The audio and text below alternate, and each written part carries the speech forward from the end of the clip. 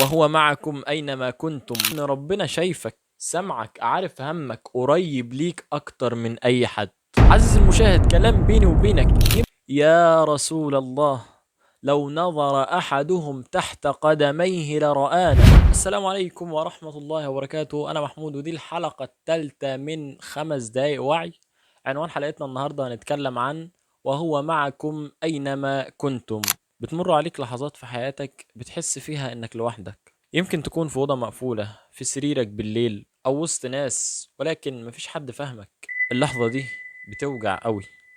الوحدة دي بتخلي الإنسان ضايع تايه، مفيش حد فاهمه. لكن في آية في القرآن ده لو استوعبتها بجد صدقني مش هتحس بالوحدة تاني مهما حصل. الآية دي هي الآية الرابعة في سورة الحديد. الآية دي ربنا بيقول فيها وهو معكم أينما كنتم. تخيل، أي مكان، أي زمان، أي حالة، ربنا معاك. أنت مش محتاج تدور عليه، هو موجود، هو قريب، شايفك وسمعك وعارف اللي جواك من غير ما تقوله. بس خلينا نفكر شوية. احنا ساعات بنربط وجود ربنا بالصلاة بس، او بالدعاء، او لما نكون في المسجد.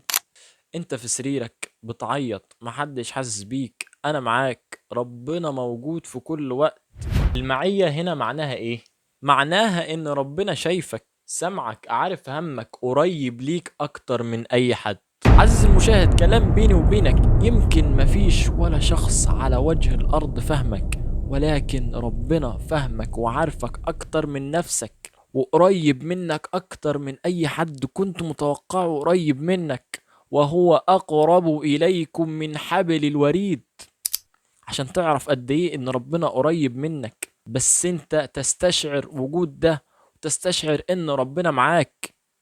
وهو معكم اينما كنتم. تخيل معايا النبي صلى الله عليه وسلم في الغار مع سيدنا ابو بكر، والناس بتدور عليهم علشان تقتلهم. سيدنا ابو بكر بيقول له يا رسول الله، لو نظر احدهم تحت قدميه لرآنا. النبي صلى الله عليه وسلم قال له ما ظنك باثنين، الله ثالثهما. يعني ربنا معانا، يبقى ايه اللي هيحصل؟ ولو الآية دي استقرت في قلبك كويس وفهمت معناها وتيقنت ان ربنا مش هيسيبك، عمرك ما هتقول انا لوحدي تاني.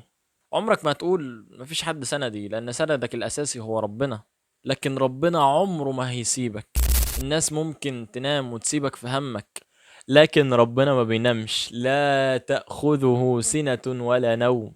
وهو معكم أينما كنتم، معاك في الفرح ومعاك في الحزن ومعاك في قوتك ومعاك في ضعفك. المعية دي كافية انها تطمن اي قلب خايف، اي قلب موجوع.